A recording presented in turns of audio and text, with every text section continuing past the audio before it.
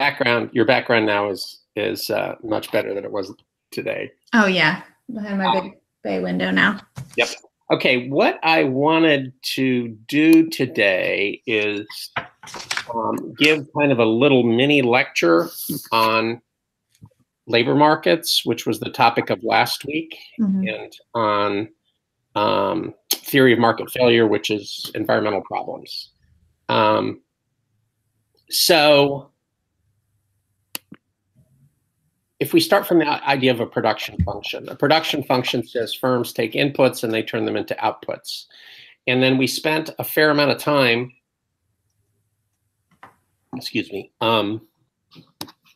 looking at how firms decide how much output to produce and what prices to charge. And part of the answer to that question depends on market structure, okay? Basically, we said whatever market a firm is in, every firm faces a demand curve. If you add up all the demand curves of firms in an industry, you get the market demand curve. Every firm has what's essentially a supply curve. If you add up all the firm's supply curves, you get an industry supply curve. And at least in a perfectly competitive market, the interaction between market supply and market demand determines the price, and then people respond to that situation. What we do now, or what you can do now, which was the subject of topic 9 on theory of labor markets, is you can basically do the same analysis but look at the input side rather than the output side. Okay, so we usually focus on labor because labor is us. And so what we say is every firm, every employer that is, has a demand for labor, which determines how many workers they're going to hire of a given type. Okay, so the demand for labor is the value of that labor to the firm. Or to put it really precisely, a worker is worth how much money they can generate for the firm by doing their job. Okay, so that demand for labor idea, we call the marginal revenue product, or the value of the marginal product. And those are just names, different names for the demand for labor. What it means is, what is the value to the firm of a worker, basically, or a certain number of workers? So the value of the marginal product, which is the demand for labor, is the marginal product times the value of that additional output to the firm. So the way it works is, a firm says, should I hire one more worker? Well, how much output will that one more worker produce for us? That's the marginal product. Remember from our discussion earlier today. Okay. And then if we sell that output from that one more worker, how many dollars will it bring in? That's the marginal revenue part. Okay. So then if a firm wants to maximize profits, it will hire workers as long as the value of the worker is greater than the cost of hiring them. And the cost of hiring them is typically going to be the wage rate plus benefits. Okay. So every firm goes through that calculation to determine how much labor it's going to hire. The details differ based on how much market power the firm has in the market for its outputs. So whether it's a perfectly competitive firm selling its output, or whether it's a monopoly selling its output, or whether it's something in between. But it also depends on how much market power the firm has in the labor market. Okay, so if you are a university career center employee, and you are committed to living and working in Fredericksburg, how many choices of employers do you have? A lot. Well, no, university, not a lot. You have 2 if you count Germana. Yeah. Well, okay. See, so in that situation, and we've made the problem artificially constrained, you don't have a lot of choices. The employer has market power over you in that situation. Okay, to take a less contrived example, if you're an intensive care nurse, right? You've got Mary Washington Hospital, and now you have the hospitals to the north and the south if you're not willing to drive a long way. Okay, mm-hmm. If you're an entry level secretary, right? There are a million potential employers. Mm-hmm. So you're likely to be operating in a more competitive labor market, right? So market power matters in input markets like the market for labor, just as it does in output markets. So that chapter, I think it's chapter 9, goes through all the different cases, okay? And the results make sense. So the more market power the employer has, the lower the wage they're going to pay. The less market power the employer has, the higher the wage they're going to pay. Okay. One of the things that's interesting over the last decade is there's some evidence that employers have gotten more market power in the US, and part of that comes from the greater market power that firms have gotten in their output markets. But what that means, that's been proposed as one reason why wages have not been rising as much as they had in past decades, because firms have more market power that way. Mm-hmm. Okay, moving along to environmental problems. Okay, fun fact, I got my job at Mary Washington because they needed someone who could teach environmental and resource economics, and I had done that in graduate school. Otherwise, I never would have been here, even though I'm actually a macroeconomist. Okay, so there are a couple of main points in this module. The first main point is that pollution or environmental problems more generally is a failure of the economic system. Okay, and the reason why is because pollution is an example of a negative externality, an external cost. Negative externalities mean, or their existence means, that markets don't provide the right amount of the product. Okay, just like monopoly power is a market failure, in that monopolies supply too little to be efficient, to be socially efficient. Pollution is also a market failure, but it's of the other kind. With pollution, markets supply too much to be efficient. Okay, so I mean, again, the bottom line is we have too much pollution because pollution is an externality. And similar to the story that you and I were talking about today, the problem is that the polluters don't bear the full cost of their actions. Those costs are put on people downstream if we're talking about water pollution, or it could be very far away if we're talking about air pollution. The acid rain that you can see, or the damage from acid rain that you can see in Shenandoah National Park, do you know where that comes from? Mm-hmm. It comes from power plants in the Midwest, mostly Ohio. They burn high sulfur coal because it's inexpensive, relatively speaking. And the sulfur then creates sulfur dioxide, goes up into the atmosphere and carries 500 or 1,000 miles, and then it precipitates out as acid rain. Mm-hmm. And that's what's causing the problem in Virginia. Mm-hmm. Okay. It used to cause a problem in Ohio. So what did they do to fix that?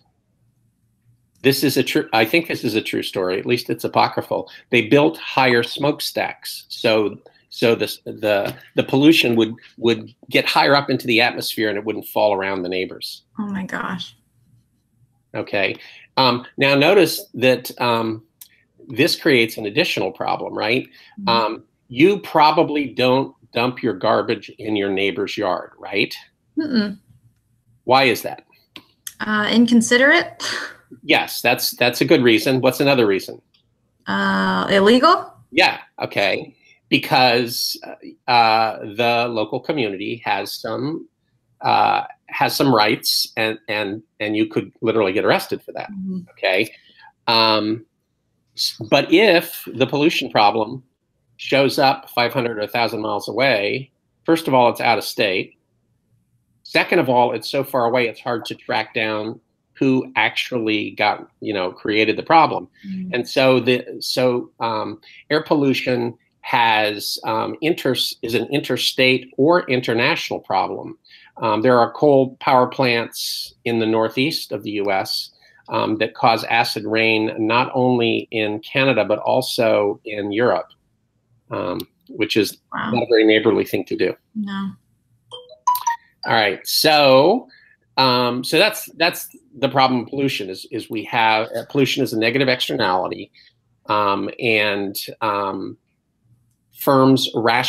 private firms rationally pollute too much. The second part of the story is that pollution also represents a failure of the legal system. The reason why there are externalities is because of something called improperly specified property rights. Property means ownership, and ownership means you're allowed to do with your property what you like, subject to some constraints, or you can allow other people to use your property as well. So natural resources like air and water are owned in common, which means they're owned by nobody. There's no individual who owns them. Mm-hmm. Okay. So that creates the externality. There's no natural constituency there. All right. So, there are two basic regulatory approaches to environmental problems. The first is, I guess we can call it straight regulation. Basically, the government at some level says you may not pollute more than this amount. Otherwise, it's against the law. Mm-hmm. Okay. Now that can work, but there is one well-known problem with that, and that is, what is the incentive for a firm to pollute less than the maximum they're allowed? That's a question for you. There isn't one. There's no incentive. No. Okay. Yeah. So the other approach is basically the economic approach. Mm-hmm. What the economic approach says is you can pollute all you want to as long as you pay the fee. Every unit of pollution requires a fee of X dollars. Mm-hmm. If you pay the fee, then you're allowed to pollute. So environmentalists usually get upset about something like that. And what they say is, that's crazy. We're letting firms get away with polluting the environment. Mm-hmm. What the economists say is, no, you're missing the point here. The problem with pollution is it's an external cost. It's a cost that polluters are imposing on other people. When we charge them for the right to pollute, suddenly they take that cost into account. And so as a group, polluters as a whole will pollute less because now it's costing something, and before it was for free. So where does that money go?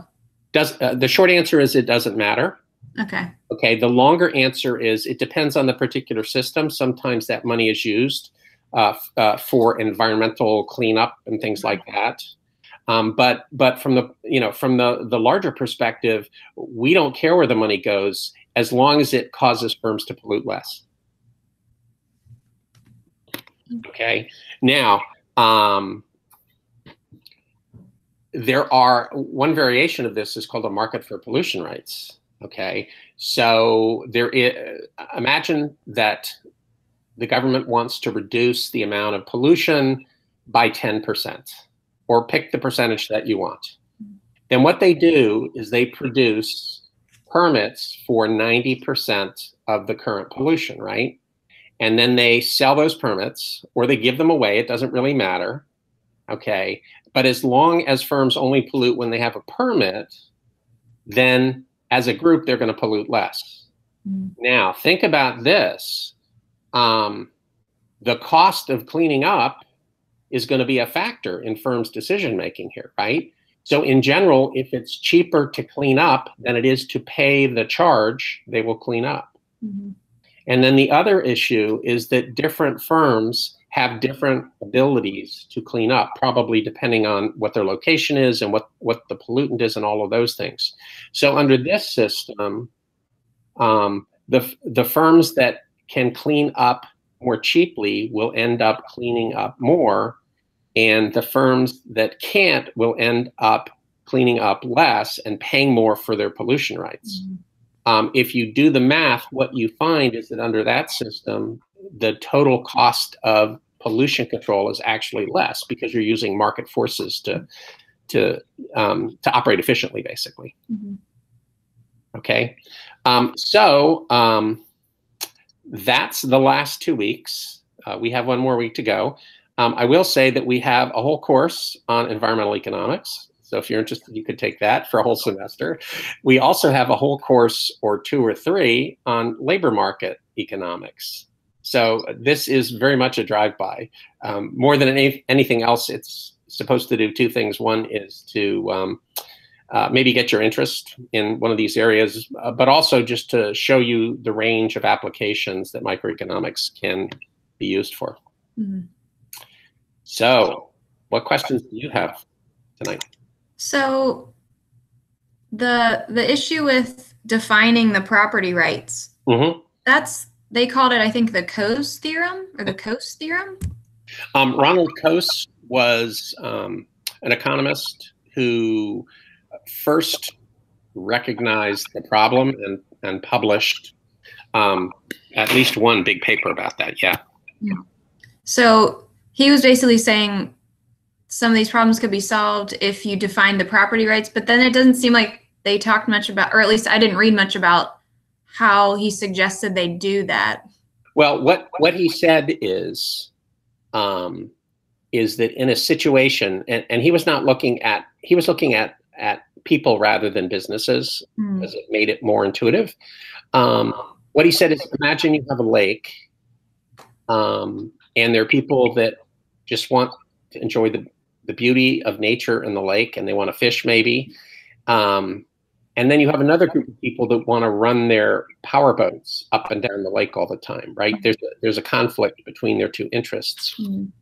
Okay, so depending on who owns the property rights will determine, everything else held constant, what the outcome is going to be, right? So if the problem from the perceptions of the nature people is too much noise and disturbance to nature, if they have the property rights, then they'll just say, okay, you can't run motorboats on this lake, right? But it could be the other way. And what Coase recognized is either way, one side is going to lose out.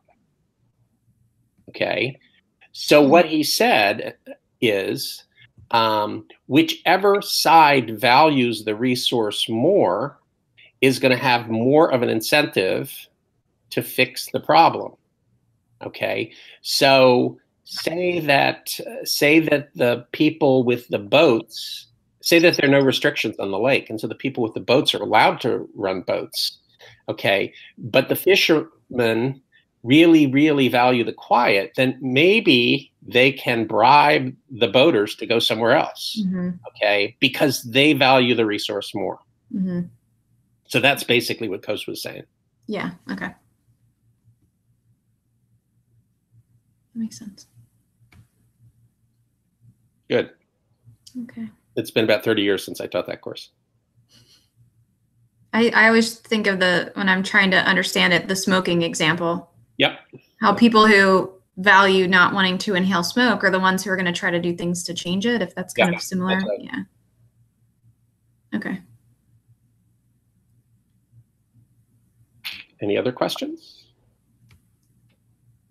Are we having chat next week? Yes. Okay. Yeah. Next week we will talk about the final, It's going to be very similar to the other two exams, only 60 questions rather than 30. And so you should try to bring questions about anything in the course that you have questions about, and I will spend as much time as necessary to go over them. Okay. And the last module is the globalization one? Correct. Okay. Okay. All right. Well, I guess it's time for my dinner then. All right. Bye-bye. Thanks. Bye.